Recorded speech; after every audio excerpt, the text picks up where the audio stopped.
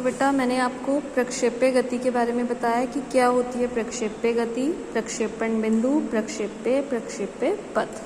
ठीक है, तो जो प्रक्षेप्य गति होती है उसको हम दो चीज़ों में विभाजित करेंगे। एक तो क्षैतिज गति, क्षैतिज जैसे मैंने आपको बताया ये जो इस डायरेक्शन में गति होती है स्लीपिंग लाइन में, ठीक है। और दूसरा ऊर्ध्व गति, ऊर्ध्व मतलब ऊर्ध्वाधर गति, ऊर्ध्वाधर मतलब जो स्टैंडिंग लाइन में होती है, ठीक है। और ये दोनों गतियाँ एक दूसरे से स्वतंत्र होती हैं। जब हम प्रक्षेप्य गति किसी वस्तु की इसकी कुछ हम गणना करते हैं तो हम क्या लेते हैं कि वायु का प्रतिरोध नगण्य है, कि वायु का अपना कोई प्रतिरोध नहीं है। और दूसरी चीज़ हम ये लेते हैं कि जी का मान जो है, गुरुत्व त्वरण का मान जो है वो कांस्टेंट है, और जो इसकी दिशा है वो किस तरफ है, नीचे की तरफ है। ये दो चीज़ें हम कंसिडर करके फिर प्रक्षेप्य गति के बारे में पढ़ते हैं। अब मैं आपको इसका डायग्राम एक्सप्लेन करती हूँ। ये ऊपर जो है प्रक्षेप्य गति की सदिश व्याख्या ये आपको नहीं करना, जो पीछे डेफिनेशंस हैं उसके बाद यहाँ से करना है आपको प्रक्षेप्य का पथ। जैसा कि मैंने आपको बताया भी पिछले वीडियो में कि क्वेश्चन कई बार पूछा जाता है, दिखाइए प्रक्षेप्य का पथ परवलयाकार होता है, तो यहाँ से अब आपको करना है। इसका डायग्राम देखिए। माना कोई पिंड का मतलब होता है वस्तु, ये ओ से क्षैतिज, ये हो गया क्षैतिज, यहाँ से थीटा, ये थीटा कोण बनाते हुए यू वेग से प्रक्षेपित की जाती है, मतलब फेंकी जाती है, ठीक है। तो ये जो है ओ एक्स ये क्षैतिज रेखा और ओ वाई जो है वो क्या है, ऊर्ध्वाधर रेखा। ये वेग है u। अब u को, वेग को हम वियोजित करेंगे, जैसे आपने सदिश वाले चैप्टर में पढ़ा। तो इधर एंगल थीटा है, इसलिए जो इस साइड कोण होगा वो कौन सा होगा, u cos थीटा। तो दूसरी साइड कौन सा कोण होगा, u sin थीटा। अब आप देखिए जैसे जैसे ऊपर हम चलते जाएं, किसी भी पॉइंट पर बात करें, किसी भी पॉइंट पर अगर हमें वेग की दिशा निकालनी है तो हम क्या करेंगे, वहाँ पर एक स्पर्श रेखा खींच लेंगे। जैसे यहाँ पर निकालनी है तो ये स्पर्श रेखा खींची, इसके घटक करें, इस तरफ x वाला घटक, इस तरफ y वाला घटक। यहाँ पहुँचे, स्पर्श रेखा करी तो यहाँ पर x वाला घटक इसके समान ही है और y वाला घटक यहाँ पर है नहीं। फिर इसके बाद यहाँ पहुँचे, ये x वाला घटक, ये y वाला घटक, यहाँ देखा ये x वाला घटक, ये y वाला घटक। तो एक चीज़ आपको क्लियर हो रही होगी कि x वाला जो घटक है वेग का, वो हर जगह एक समान है। हर जगह उसकी डायरेक्शन कैसी है, ऐसी। देखिए यहाँ भी, यहाँ भी, यहाँ भी, यहाँ भी और यहाँ भी। पर जो y वाला घटक है उसकी दिशा देखिए, यहाँ तो ऊपर की तरफ, यहाँ भी ऊपर की तरफ, यहाँ पर है ही नहीं, इट मीन्स यहाँ पर 0 हो गया। यहाँ पर नीचे की तरफ, यहाँ पर नीचे की तरफ। तो पूरी प्रक्षेप्य गति के दौरान जो क्षैतिज वेग होता है, जो वेग का क्षैतिज घटक होता है u cos थीटा, वो अपरिवर्तित रहता है, और जो ऊर्ध्वाधर घटक होता है वो परिवर्तित होता रहता है। ये 1 मार्क में भी कई बार क्वेश्चन आ जाता है कि प्रक्षेप्य की गति के दौरान कौन कौन सी भौतिक राशियाँ अपरिवर्तित रहती हैं, मतलब चेंज नहीं होती। तो वो कौन कौन सी भौतिक राशियाँ हैं, एक तो u cos थीटा, और पीछे मैंने आपको परिकल्पनाओं में बताया था कि g गुरुत्व त्वरण का मान हम कैसा लेते हैं, नियत। तो 2 भौतिक राशियाँ ऐसी हैं जो पूरी प्रक्षेप्य गति के दौरान कैसी रहती हैं, अपरिवर्तित रहती हैं। तो अब इसका डेरिवेशन शुरू करते हैं। OX दिशा में जो वेग ux है वो कितना है, u cos थीटा, और त्वरण कितना है, 0, क्योंकि क्षैतिज दिशा में तो वेग बदलता ही नहीं। OY दिशा में वेग u sin थीटा, और त्वरण, क्योंकि जब पिंड को ऊपर की डायरेक्शन में फेंका गया है तो गुरुत्व त्वरण वहाँ पर काम करेगा। गुरुत्व त्वरण नीचे की तरफ काम कर रहा है, तो हम वस्तु को जब ऊपर की तरफ फेंकेंगे तो -g, ठीक है। अब अगर हम x दिशा में विस्थापन की बात लेंगे तो उसको हम रिप्रेजेंट करेंगे x से, कैपिटल X से, और y दिशा में अगर विस्थापन की बात करेंगे तो विस्थापन को रिप्रेजेंट करेंगे कैपिटल Y से। अब हमें यहाँ पर विस्थापन निकालना है, तो विस्थापन के लिए हम गति की दूसरी समीकरण को यूज़ कर रहे हैं। गति की दूसरी समीकरण क्या है? S = ut + ½ at²। हम जब क्षैतिज दिशा की बात करते हैं, S रिप्रेजेंट हो गया, सॉरी S जो है वो रिप्लेस हुआ x से, U रिप्लेस हुआ ux से, A रिप्लेस हुआ ax से। इनके मान रखेंगे। ax 0 है, इसलिए ये वाली टर्म हो जाएगी 0, और ux क्या है? u cos theta. x = u cos theta t, और यहाँ से t का मान क्या आया? x/u cos theta. ठीक है, जैसे हमने क्षैतिज दिशा में विस्थापन निकाला, वैसे ही अब कौन सी दिशा में निकालेंगे? ऊर्ध्वाधर दिशा में। समीकरण यही रहेगी, बस ऊर्ध्वाधर दिशा में x की जगह क्या हो जाएगा? y, ux की जगह uy, ax की जगह ay। ठीक है, इनके मान रखेंगे। y = uy जो है u sin theta t + ½ ay की जगह -g t²। अब यहाँ से जो t का मान हमारा निकला x/u cos थीटा, वो वाला मान यहाँ पर रख देंगे x/u cos थीटा। तो u से u cancel out, sign theta upon cos theta जो है वो tan थीटा। इसी तरीके से यहाँ t² में भी x/u cos थीटा रखेंगे, स्क्वायर करेंगे x² u² cos² थीटा। तो हमारे पास जो विस्थापन समीकरण आई y = tan theta x -g/2u² cos² theta x²। ये एक द्विघात समीकरण है, और जो परवलय यानी कि पैराबोला की जो एक जनरल इक्वेशन होती है, जो मैथ्स के स्टूडेंट हैं वो पढ़ेंगे इसे, अदरवाइज आप इसको सिंपली लर्न कर लीजिए। तो एक जनरल इक्वेशन होती है y = bx - cx²। ठीक है, तो ये इक्वेशन जो है हमारी इसी तरीके की आई। ये b हो गया bx माइनस ये c हो गया cx²। तो ये जो समीकरण है ये एक परवलय यानी कि पैराबोला की समीकरण है। तो इसीलिए हम कह सकते हैं कि प्रक्षेप्य का पथ जो है वो परवलयकार यानी कि पैराबोलिक होता है। और साथ में 1 मार्क में ये क्वेश्चन भी जुड़ के आता है कि इस कथन को सर्वप्रथम किसने सिद्ध किया था? तो किसने सिद्ध किया था? कौन से वैज्ञानिक ने सिद्ध किया था? गैलीलियो। ये मोस्ट इम्पॉर्टेंट क्वेश्चन है। अब इसके साथ अलग अलग टर्म्स हैं, कई बार वो भी साथ में पूछ ली जाती हैं, नहीं तो इन पे बेस्ड न्यूमेरिकल्स भी पूछे जाते हैं, वो भी इम्पॉर्टेंट है, तो वो भी मैं अब आपको साथ में कराती हूँ। सबसे पहला है प्रक्षेप्य का उड्डयन काल। प्रक्षेप्य मैंने आपको बताया था कि वो पिंड या वो वस्तु जो प्रक्षेप्य गति करते हैं उनको क्या बोलते हैं? प्रक्षेप्य। उड्डयन काल, उड्डयन काल क्या होता है? यहाँ डायग्राम में देखिए, जैसे यहाँ से हमने किसी वस्तु को प्रक्षेपित कराया, ये O से यहाँ से होती हुई यहाँ पहुँची, तो यहाँ से यहाँ तक O से Q तक आने में इसको जितना समय लगेगा उसको क्या कहा जाता है? उड्डयन काल। तो इसके लिए क्या किया जाता है? पहले हम क्या करेंगे? O से A तक का मान निकाल लेंगे। O से A तक जाने में जितना उसको टाइम लगा, A से Q तक आने में भी उतना ही टाइम लगेगा। तो O से A तक का टाइम निकाल के उसको डबल कर लिया जाएगा। ठीक है, तो अब यहाँ पर जो टाइम के लिए समीकरण हम यूज़ करेंगे फर्स्ट वाली v बाय, क्योंकि यहाँ पर अब हम ऊर्ध्वाधर गति की बात कर रहे हैं इसलिए v by uy plus a by t। vy यहाँ a बिंदु पर आप देख रहे हैं कि vy तो है ही नहीं, ऊर्ध्वाधर घटक तो है ही नहीं, तो vy को हमने क्या लिया? 0, uy को u sin थीटा, ay को -g और साथ में t। ये -dt उधर जाएगा तो +dt, तो t = u sin theta upon g। ठीक है, ये कौन सा समय आया? O से A तक का समय, और हमें कौन सा निकालना है? O से Q तक का समय। तो इसको हम क्या कर लेंगे? डबल कर लेंगे। तो जो उड्डयन काल होता है वो होता है t = 2t। इसको हम कैपिटल टी से रिप्रेजेंट करते हैं। T is equal to 2u sine theta upon ji.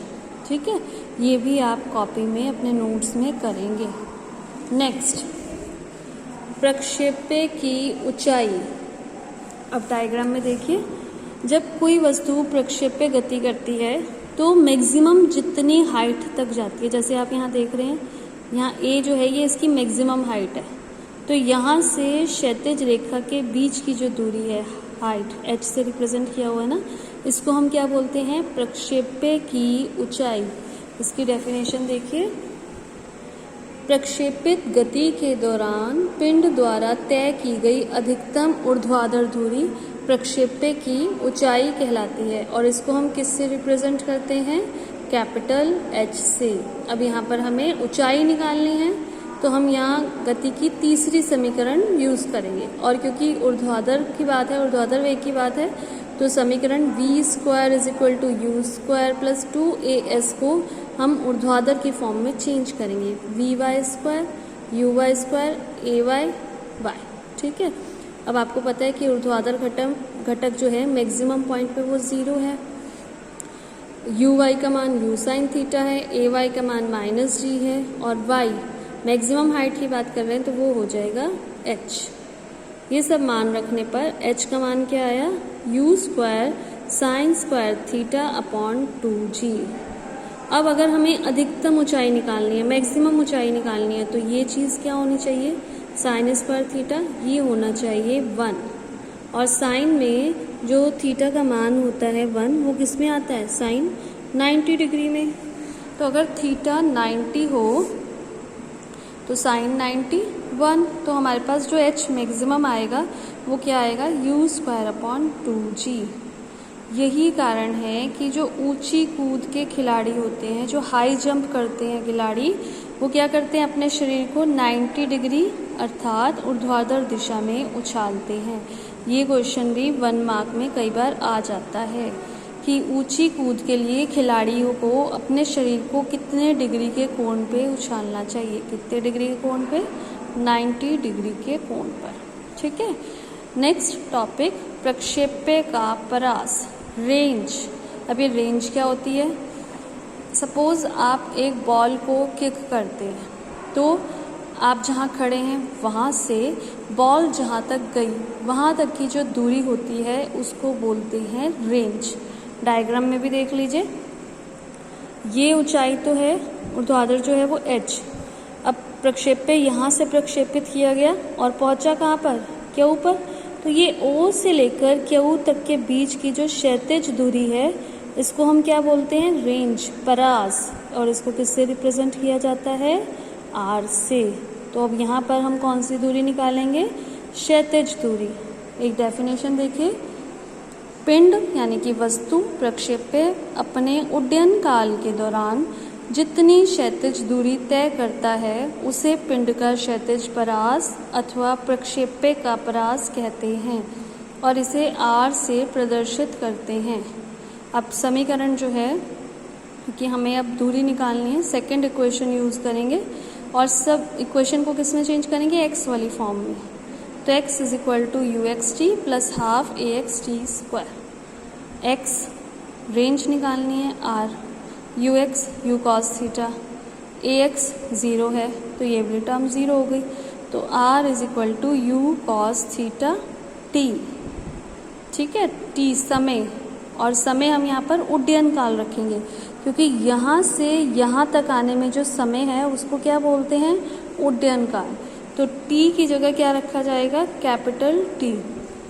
Capital T का मान अभी आपने डेरिवेशन किया था, क्या होता है? 2u sine theta upon g। तो 2 बाहर आएगा, एक u ये, एक u ये, u और u square, sine theta cos theta upon g। 2 sine theta cos theta ये फॉर्मूला होता है साइन 2 थीटा का। तो यहाँ पर हमने 2 साइन थीटा कॉस थीटा का मान की जगह क्या रख दिया? Sine 2 theta upon g. तो ये रेंज का फॉर्मूला है परास का, r is equal to u square sine 2 theta upon g. जैसे हमने हाइट मैक्सिमम निकाली, वैसे ही अगर हमें रेंज मैक्सिमम, परास मैक्सिमम निकालना हो तो उसके लिए साइन 2 थीटा का मान क्या होना चाहिए? 1। और 1 किसका मान होता है? साइन 90 का। It means 2 theta is equal to 90 और थीटा इज इक्वल टू 90/2 यानी कि 45 डिग्री। तो आर मैक्सिमम किसके इक्वल आएगा? u²/g के। अर्थात अधिकतम क्षैतिज परास के लिए पिंड को क्षैतिज से 45 डिग्री के कोण पर प्रक्षेपित करना चाहिए। यही कारण है कि लंबी कूद करने वाला खिलाड़ी पृथ्वी के से 45 डिग्री के कोण पर उछलता है। ये क्वेश्चन भी 1 मार्क में आ जाता है। तो आपको दोनों में ध्यान रखना है कि अगर ऊंची कूद का पूछा जाएगा मतलब ऐसे, तो 90 डिग्री के कोण, और अगर लंबी कूद का पूछा जाएगा मतलब यहाँ से यहाँ तक कि कितनी अधिक दूरी पर जाने के लिए कितने डिग्री के एंगल पे कूदना चाहिए, तो उस टाइम कौन सा एंगल आएगा? 45 डिग्री। मैं फिर से आपको बोल रही हूँ बेटा कि ये जो हैं ये डेरिवेशंस के फॉर्म में भी आ सकते हैं, फॉर्मूलेज न्यूमेरिकल की फॉर्म में भी आ सकते हैं, प्लस इनमें से ये 1 मार्क का क्वेश्चन भी आ सकता है। तो ये डेरिवेशंस आपको पूरे के पूरे अपने नोट्स में करने हैं। एक विशेष परिस्थितियाँ इसमें देखिए, थीटा इज इक्वल टू अगर हम 90 माइनस थीटा रखें क्षैतिज परास वाले फॉर्मूले में, क्षैतिज परास का फॉर्मूला क्या है? u² sign 2 थीटा/g। थीटा की जगह हमने रखा 90 माइनस थीटा, तो अंदर हो गया 180 माइनस 2 थीटा। ये 180 माइनस 2 थीटा भी जो है साइन में साइन 2 थीटा के ही बराबर होता है। इसका मतलब ये है कि अगर हम पिंड को 60 डिग्री के कोण पर फेंकें या फिर 90 माइनस 60 के कोण पर फेंकें, 90 माइनस 60 कितना होता है? 30 डिग्री। तो दोनों ही कंडीशन में जो रेंज होगी, जो परास होगी, वो कैसी होगी? सेम होगी। मतलब दोनों ही कंडीशन में, जैसे यहाँ दिखाया हुआ है कि पिंड को हम यहाँ पर चाहे 45 डिग्री के कोण पर फेंकें, तो दोनों ही कंडीशन में जो वस्तु की रेंज होगी, जो क्षैतिज दूरी होगी, वो कैसी होगी? एक समान होगी। जैसे आप इसमें एक और एग्जांपल ले सकते हैं कि एक बार तो हम पिंड को 15 डिग्री के कोण पर फेंक रहे हैं और एक बार हम पिंड को 90 माइनस 15 यानी कि 75 डिग्री के कोण पर फेंक रहे हैं। तो दोनों ही कंडीशन में जो परास होगी वो कैसी होगी? एक समान होगी। एक और चीज़, अभी तक जो हमने प्रक्षेप्य गति में पढ़ा वो ये था कि वस्तु को यहाँ से पृथ्वी तल से फेंका जा रहा है। अब अगर पिंड को पृथ्वी तल से कुछ ऊपर से फेंका जाए, जैसे देखिए इस आदमी ने अपना हाथ ऊपर उठाया और यहाँ से किसी वस्तु को फेंका, तो ज़्यादा रेंज प्राप्त करने के लिए तब नहीं आप कहेंगे कि 45 डिग्री के कोण पर ही फेंकना चाहिए। ज़्यादा रेंज कब प्राप्त होगी? ये ग्राफ आगे तक आ रहा है, जब जो कोण है वो कितने डिग्री पर हो? 45 डिग्री से कम का कोण। ठीक है। अब एक और कंडीशन, जब किसी पिंड को ऊर्ध्वाधर से थीटा कोण बनाते हुए प्रक्षेपित किया जाता है। अभी तक जो हमने जो इस चैप्टर में डेरिवेशन किए वो हमने स्टार्टिंग में क्या लाइन लिखी थी कि वस्तु को क्षैतिज से थीटा कोण बनाते हुए प्रक्षेपित किया जाता है। तो आपको मैंने सदिश वाले चैप्टर में पढ़ाया कि जिधर थीटा कोण होता है वो वाला जो फैक्टर होता है वो कॉस थीटा वाला होता है। ठीक है। अब आपको क्या कहा? चेंज कर दिया। अब की बार क्षैतिज से थीटा नहीं है, क्या है? ऊर्ध्वाधर से थीटा है। तो ये वाला जो फैक्टर है वो चेंज हो जाएगा, यू कॉस थीटा, और इधर हो जाएगा यू साइन थीटा। तो सारे फॉर्मूलेज जो हैं वो चेंज हो जाएंगे। जैसे उड्डयन काल आपका जो फॉर्मूला था 2u साइन थीटा अपॉन जी था, अब क्या हो जाएगा? 2u कॉस थीटा अपॉन जी।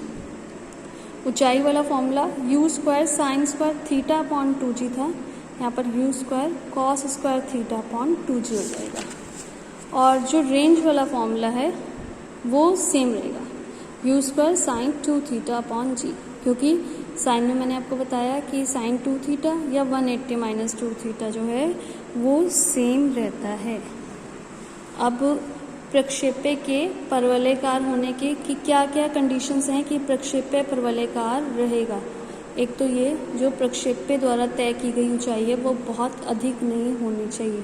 मतलब जब हम वस्तु को प्रक्षेपित कराते हैं तो बहुत ज़्यादा ऊंचा करके नहीं प्रक्षेपित कराना चाहिए, क्योंकि जी का मान क्या होगा, उससे घट जाएगा। और हमने क्या लेना है, जी कांस्टेंट। परास बहुत अधिक नहीं होना चाहिए, प्रारंभिक वेग कम होना चाहिए, क्योंकि अगर प्रारंभिक वेग ज़्यादा होगा तो वायु का प्रतिरोध नगण्य नहीं होगा। ठीक है, तो ये 3 कंडीशंस हैं जिससे प्रक्षेप्य का पथ परवलयाकार होगा। प्रक्षेप्य गति में आपने यहीं तक के टॉपिक करने हैं, फिर नेक्स्ट आपको वृत्तीय गति कराई जाएगी।